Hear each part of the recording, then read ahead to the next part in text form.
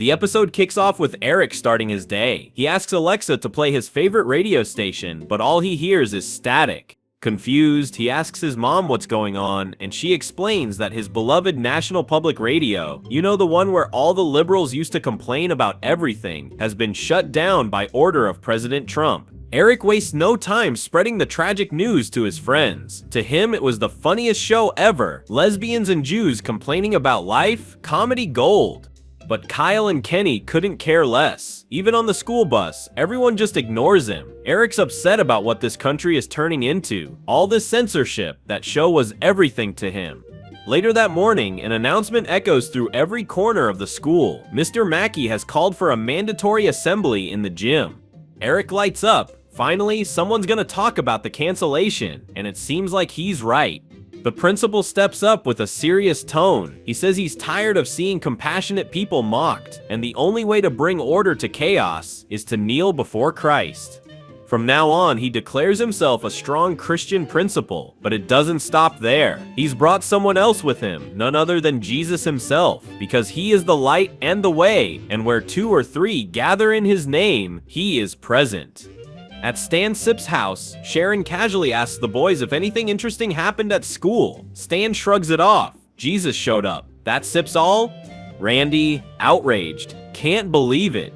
Jesus? In a public school? That can't be legal. So naturally he does what any concerned parent would do. He asks ChatGPT, "Hey, how's it going? Is Jesus supposed to be allowed in schools?" Generally, the idea is that public schools have to maintain a separation of church and state, so they can't promote any one religion. Yeah, that's what I thought. The government can't force a religion on my son. Public schools can teach about religions in a neutral educational way, but they can't endorse any particular one. Was it a lesson on all world religions? No, my son said that Jesus was literally at his school. Then you're probably right to be concerned. It's good you're looking out for your son's education. Thanks. He ends the conversation feeling grateful. Meanwhile, Jesus has become just another familiar face on campus, but not for Cartman. He calls Butters over for a serious talk. Anti-Semitic remarks are becoming normal. Homophobic slurs are making a comeback. And to Eric, that's a big deal. Over at Skeeter's wine bar, the news spreads fast. The president has now ordered Christianity to be enforced in every school across the country. He claims the spirit of Jesus is the backbone of the nation and threatens legal action against anyone who dares oppose it. But Randy won't stay silent. He calls out the hypocrisy. The president doesn't even act like a real Christian. Many voted for him hoping he'd stop all the progressive nonsense, but now they're having second thoughts. All he does is arrest people at random. When they find him, Garrison is just chilling, watching White Lotus on TV. Turns out, everyone thought he was still president, but he's not. At the White House, the Canadian Prime Minister shows up fuming over new tariffs. He asks whether the US president is some kind of Middle Eastern dictator, and in classic Trump fashion, he threatens to bomb Canada unless they get in line. Trump struts away singing to himself, but his joy disappears when he sees his official portrait being painted with a microscopic penis. The artist apologizes, saying that Sip's just how it looked in the reference photo. Trump, furious, fires him on the spot and threatens to sue. Later that night, he crawls into bed with Satan, and yep, the tiny penis thing checks out. Trump Sip's in the mood, but Satan Sip's not feeling it. The next morning, Eric wakes up totally defeated. He sees new signs in the bathrooms, access restricted by assigned birth sex. He stumbles to a bench and slumps down, broken. Butters comes over to cheer him up, but Eric doesn't respond. He says he doesn't feel special anymore. Life has lost its meaning, and now he's ready to end it all, and he's not going alone. Butters is coming with him. Butters, desperate, doesn't understand why he always gets dragged into these breakdowns.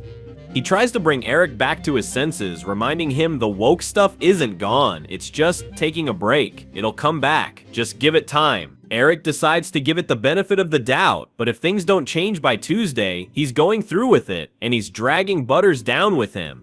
Meanwhile, in the principal's office, the issue of the day is Stan. More specifically, Stan didn't let Jesus sit with him at lunch. Stan explains the table was full, but still, denying a seat to Christ who died for our sins. That's flat out disrespect. Stan pushes back. He calls out the principal, saying he used to be super woke and now he's gone full on the other way. The principal responds calmly, he was just lost, on the wrong side, and when you're lost, you find Christ.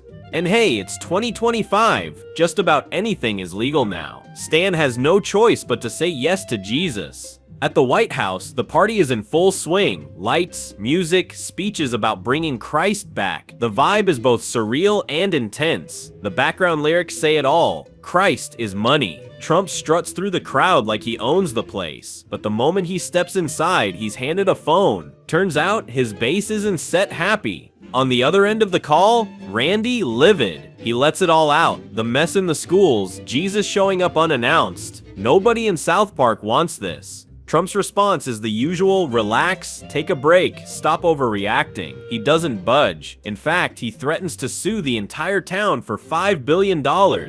Sick of the drama, Trump heads straight to his safe space, his bed with Satan.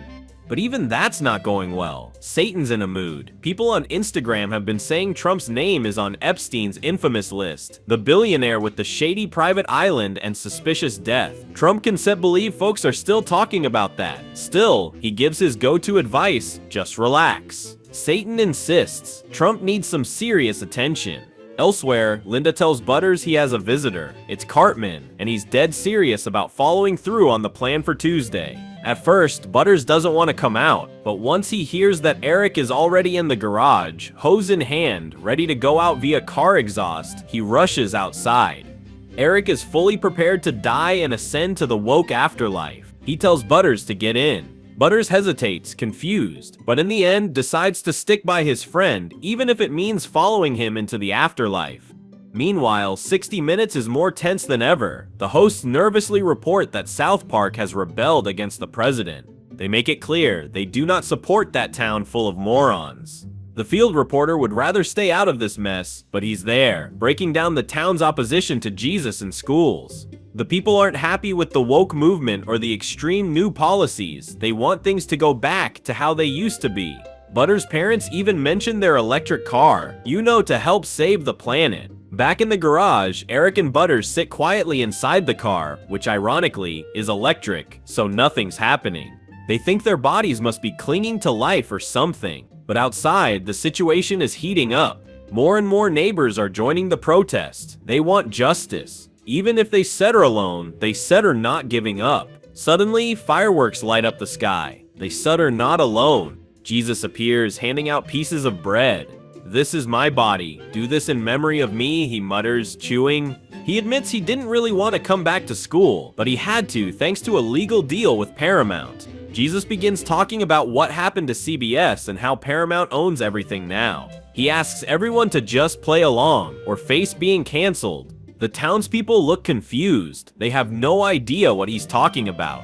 Still, Jesus continues handing out bits of wisdom along with the bread. He says if you've got the presidency, you can sue, take bribes, and basically do whatever you want. There's sets no choice anymore. Just give in. Eventually, the town accepts the president's terms. They'll pay $3.5 billion, not the original $5 billion. Could be worse, they figure.